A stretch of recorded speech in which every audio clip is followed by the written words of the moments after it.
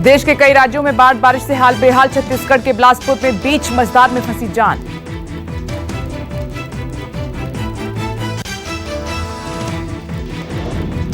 खौफनाक लहरों के बीच फंसा शख्स जिंदगी और मौत के बीच झूल रहा था। भारतीय वायुसेना का हेलीकॉप्टर रेस्क्यू में जुटा।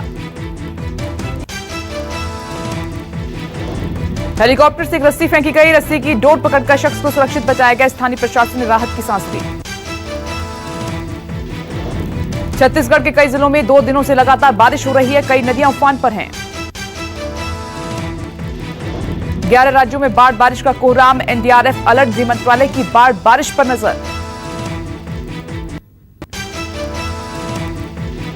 गुजरात में मूसलाधार बारिश से बाढ़ जैसे हालात। सूरत और वडोदरा में सड़कें डूबी। घरों में घुसा पानी। मौसम विभाग ने 3 दिनों तक वडोदरा में भारी बारिश होने की चेतावनी दी है। मौसम विभाग के इस अलर्ट के बाद वडोदरा में बाढ़ का खतरा मंडराया। सूरत की सड़कों पर कई फीट तक पानी भरा हुआ है। जनजीवन अस्त व्यस्त। निचले इलाकों से लोगों का रेस्क्यू ऑपरेशन लगातार जारी। गोदावरी नदी के उफान से आंध्र प्रदेश में बाढ़ का खतरा। कई जिलों में हाई अलर्ट। एनडीआरएफ तैनात। बाढ़ प्रभावित इलाकों में राहत सामग्री और खाने पीने का सामान पहुंचाया जा रहा है। 1700 से ज्यादा लोगों को राहत शिविर में भेजा गया। तेलंगाना में बाढ़ बारिश के बीच हैरान करने वाली तस्वीरें आई सामने। पानी के सैलाब में फंसी गर्भवती महिला। पुलिस वालों ने गर्भवती महिला की जान बचाई। ट्रैक्टर से महिला को बचाकर अस्पताल ले जाया गया। छत्तीसगढ़ के सुकमा में बाढ़ के कहर के बीच शहीद का शव कंधे पर ले जाया गया। बाढ़ के पानी में फंसकर हुआ अंतिम संस्कार। बाढ़ के कहर से 11 राज्यों में अब तक 868 लोगों की मौत। अगले 3 दिन में और मूसलाधार बारिश की चेतावनी।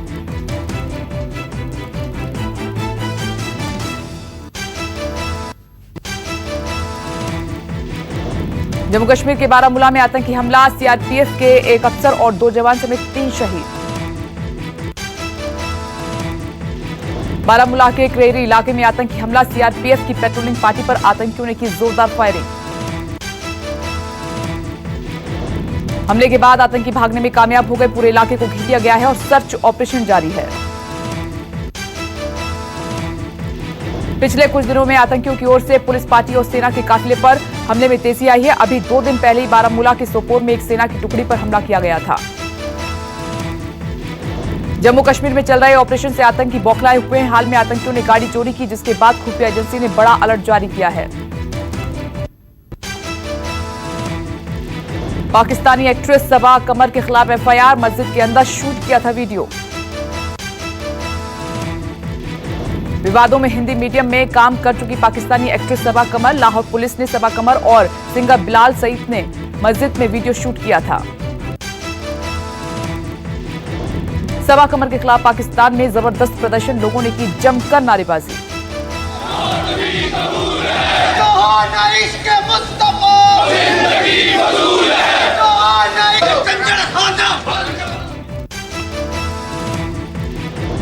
सबा कमर के म्यूजिक वीडियो का एक शॉर्ट क्लिप सोशल मीडिया पर वायरल हो रहा है और इस क्लिप में निकाह का सीन दिखाया गया है। लोगों का विरोध देखते हुए सबा कमर ने सोशल मीडिया पर पोस्ट लिखी और माफी भी मांगी।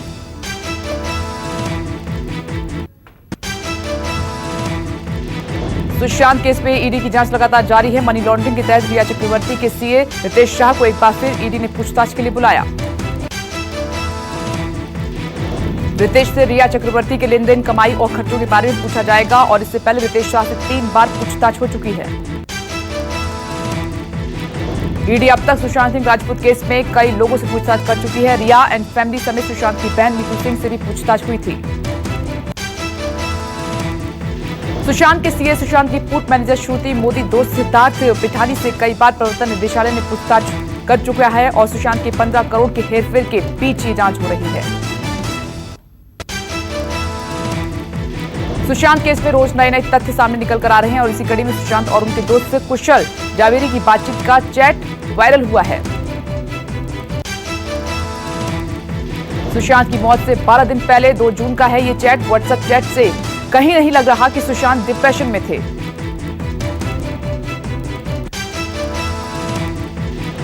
चैट्स में बातचीत के दौरान दोनों अपने पुराने दिनों को याद कर रहे हैं। सुशांत बता रहे हैं कि वो खुद पर धार्मिक और दूसरे तरीके से कैसे कर रहे हैं काम। बातचीत के दौरान सुशांत अपने को पॉजिटिव सोच के जरिए मेहनत करते हुए आगे बढ़ने की बात भी कर रहे हैं।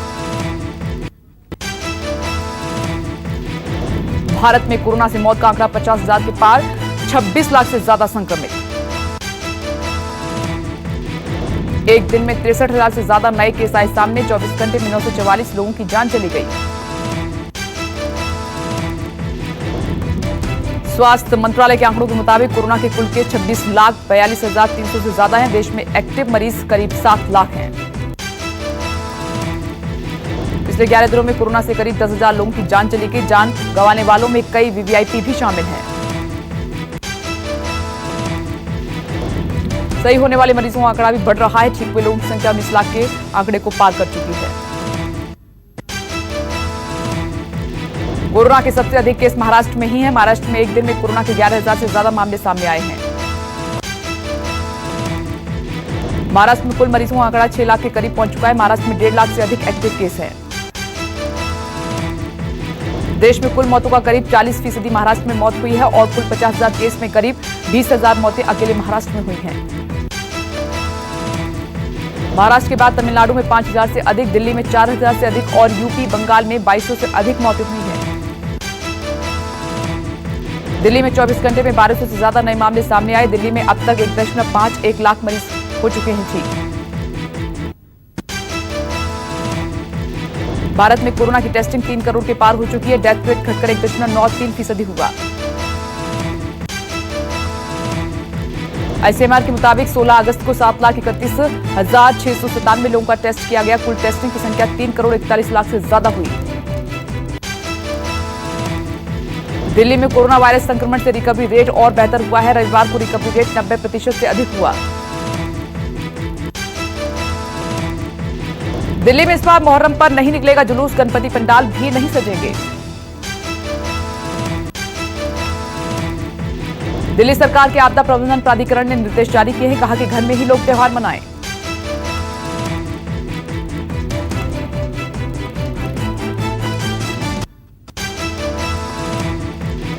दिल्ली के एलएनजेपी अस्पताल में 800 सीसीटीवी कैमरे इंस्टॉल किए गए हैं। कोरोना मरीजों की हो रही है लाइव मॉनिटरिंग। एलएनजेपी अस्पताल दिल्ली में 2000 बेड्स के साथ कोरोना का इलाज करने वाला सबसे बड़ा अस्पताल है। अस्पताल में अब हाईटेक कंट्रोल रूम बनाया गया है। अस्पताल के कंट्रोल रूम में बड़े आकार की टीवी स्क्रीन की मदद से सीसीटीवी कैमरे की लाइव फीड को 24 घंटे देखा जा सकता है। पारदर्शिता के लिए कैमरे इंस्टॉल किए गए हैं। वैष्णो देवी की यात्रा 5 महीने बाद शुरू हुई। कोरोना गाइडलाइंस का किया जा रहा है पालन। वैष्णो देवी की यात्रा रविवार से शुरू हुई। रोज 2000 भक्तों को दर्शन की इजाजत मिली है।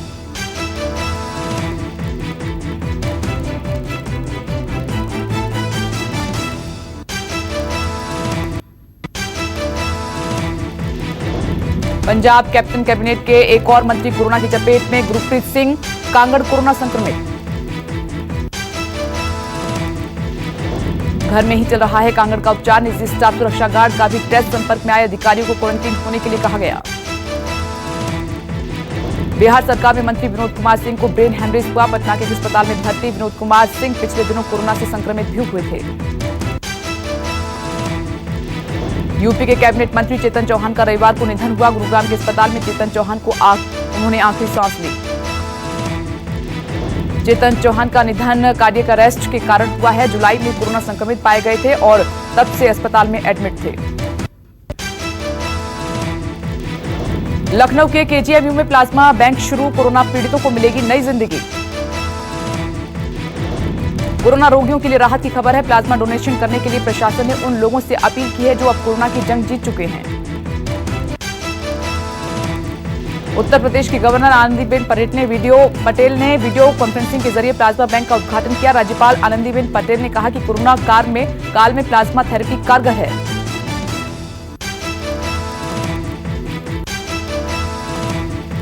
यूपी में कोरोना के 4,454 नए मामले। इलाज के बाद अब तक 1 लाख से अधिक लोग ठीक हो चुके हैं।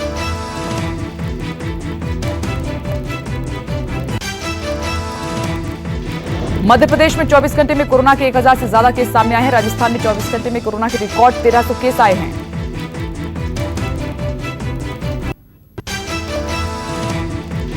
रूस में तैयार वैक्सीन का पहला बैच तैयार। रॉयटर्स के मुताबिक अक्टूबर से 1 महीने पहले यानी कि सितंबर में ही लोगों को वैक्सीन मिलने लग जाएगी। अमेरिका में एक दिन में 522 से ज्यादा मौतें। ब्राजील में 22,000 नए मामले। दोनों देशों में कुल 89 लाख संक्रमित हुए लोग। न्यूजीलैंड में कोरोना की वापसी। कोरोना संकट की वापसी के बीच न्यूजीलैंड में अक्टूबर तक चला आम चुनाव। 102 दिन तक न्यूजीलैंड में कोरोना के कोई मामले सामने नहीं आए, जिसके बाद पीएम ने न्यूजीलैंड को कोरोना से मुक्त होने की घोषणा कर दी थी। महामारी का दौर न्यूजीलैंड में दूसरी बार लौट आया है, जिसके बाद सितंबर में होने वाला चुनाव अक्टूबर तक टाल दिया गया है। जेडीयू में high voltage drama. Shyam Rajak party छोड़ने के पहले ही निष्कासित। श्याम रजक को मंत्री पद से हटाया गया। बिहार में चुनाव से पहले सियासी पारा चढ़ा। बिहार सरकार में उद्योग मंत्री रहे श्याम रजक के इस्तीफा देने से पहले ही जेडीयू ने एक्शन लिया। जेडीयू ने श्याम रजक को पार्टी से निकाला। खबर है कि आज श्याम रजक आरजेडी ज्वाइन कर सकते हैं। सूत्रों के मुताबिक इस बार श्याम रजक का टिकट कट सकता था, जिसके बाद रजक जेडीयू से इस्तीफा देने की तैयारी में थे। श्याम रजक की पार्टी से विदाई मुख्यमंत्री नीतीश कुमार को बड़ा झटका माना जा रहा है। रजक पार्टी के बड़े दलित नेता थे। देश में फेसबुक, व्हाट्सएप पर बीजेपी कांग्रेस आमने सामने। कांग्रेस बीजेपी का एक दूसरे पर आरोप प्रत्यारोप। अमेरिकी अखबार ने दावा किया था कि भारत में फेसबुक ने बीजेपी नेताओं के हेट स्पीच वाली पोस्ट के खिलाफ जानबूझकर कोई एक्शन नहीं लिया। फेसबुक ने अपना बयान जारी किया है। फेसबुक के प्रवक्ता ने कहा है कि हम ऐसे भाषण और कंटेंट पर रोक लगाते हैं जो हिंसा भड़काता है। फेसबुक ने कहा कि हम अभी और काम कर रहे हैं। राहुल गांधी ने बीजेपी आरएसएस पर फेसबुक और व्हाट्सएप का नियंत्रण करने का आरोप लगाया है। राहुल ने ट्वीट करके कहा था, झूठी खबरें और नफरत फैलाकर वोटर्स को फुसलाते हैं। राहुल गांधी के आरोप पर केंद्रीय मंत्री रविशंकर प्रसाद ने भी पलटवार किया था। रविशंकर प्रसाद बोले, अपनी खुद की पार्टी में भी लोगों को प्रभावित नहीं कर सकने वाले हार चुके लोग ऐसी बातें कर सकते हैं। नमस्कार, मैं हूं मानक गुप्ता। अगर आपको हमारा ये वीडियो पसंद आया हो तो इसे लाइक और शेयर जरूर करें, और हां, हमें सब्सक्राइब और फॉलो करना ना भूलें ताकि आप देश और दुनिया की कोई खबर मिस ना करें। तो जुड़े रहिए हमारे साथ और देखते रहिए न्यूज़ 24।